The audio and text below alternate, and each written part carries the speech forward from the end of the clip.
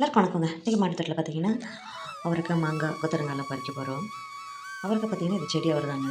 இது இன்னும் வந்து கொடி அவரைலாம் காய்க்கல. அடி மாதம் போட்டது. பட் இருந்தாலும் அது இன்னும் காய்க்க ஆரம்பிக்கல. செடி அவரை இதுக்கு சீசனே கிடையாது. அது மாட்டிக்கும் எப்பயும் காய்ச்சிட்டு தான். இதிலே பார்த்தீங்கன்னா, விதைகளை முத்த விட்டு அப்படியே உடனே போட்டுருவேன். ஏன்னா எடுத்து வச்சு போடுறதுலாம் கிடையாது. அதுக்கப்புறம் பார்த்தீங்கன்னா, இந்த நாவல் மிளகாய், அதாவது கருப்பு மிளகாய், இது பார்த்தீங்கன்னா கொஞ்சம் பறிச்சுக்கலாம் சட்னிக்கு. ஏன்னா இது நிறைய பழுக்க ஆரம்பிச்சிருச்சு. அதனால் கொஞ்சமாக பறிச்சுக்கலாம் இன்றைக்கி தேவைன்னு சொல்லிட்டு அதை மட்டும் இன்றைக்கி கொஞ்சம் கருப்பு மிளகாய் பறிச்சுக்கலாம்.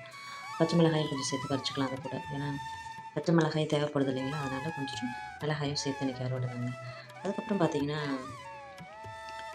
எப்பயும் போல தான் நிறையா கொத்தரங்காயும் இருக்கு இல்லைங்களா. இது வந்துட்டு வருஷமெல்லாம் காய்க்கக்கூடிய நம்ம வீட்டு மாமரங்க.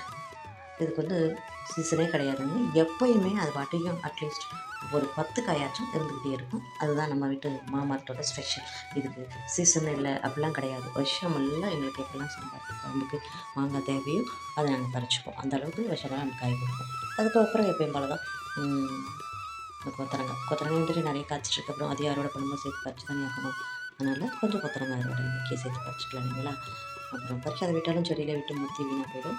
ஏற்கனவே நிறைய காய் பறிக்காமல் விட்டு கனவு தோட்டத்தில் முத்தி போயிடுது. இங்கேயும் பார்த்தீங்கன்னா நிறைய காய் வந்து விதைகள் விட்டுருக்கேன். ஏன்னா அடுத்தது வந்து ஜனவரிக்கு கொத்தரங்காய் விதை வந்து வேணும் இல்லைங்களா, அதனால் சரின்னு சொல்லிட்டு கொத்தரங்காய்க்கு நிறைய காய் விட்டாச்சு. அதுக்காக எல்லாத்தையும் விட முடியாது இல்லைங்களா, கொஞ்சம் பறிச்சு அன்னைக்கு காய் வந்துட்டு பறிக்கிற ஸ்டேஜில் உள்ள எல்லா கொத்தரங்காயும் நம்ம பறிச்சுக்கலாம் இல்லைங்களா. அதனால் இருக்கிற கொத்தரங்காயெல்லாம் பறிச்சிடலாம். ஒரு நாள் விட்டால் கூட பார்த்திங்கன்னா நான் மறுநாள் நல்லாவே இருக்க மாட்டேங்க. அப்படியே அந்த விதைகள்லாம் தெரிகிற அளவுக்கு காய் வந்துட்டு அப்படியே ரஃப்பாகிடுது. அதனால் அன்னன்னைக்கு அறுவடை தான் பறிச்சு தான் ஆகணுன்ற மாதிரி எதையும் இன்றைக்கி நான் அறுவடை பண்ண பார்த்திங்கன்னா அவரைக்காய், மாங்காய், பச்சை மிளகாய், கருப்பு மிளகாய், கொத்தரங்காய் இதான் இன்றைக்கி நான் அறுவடை பண்ணுவேன். இது மாதிரி நம்ம வீட்டில் வரது பறித்து சாப்பிட்றது கூட சந்தோஷம் இல்லைங்களா. ட்ரை பண்ணி பாருங்கள். பிடிச்ச லைக் பண்ணி ஷேர் பண்ண மறக்காம சப்ஸ்கிரைப் பண்ணி நம்ம சேனலை சப்போர்ட் பண்ணுங்கள்.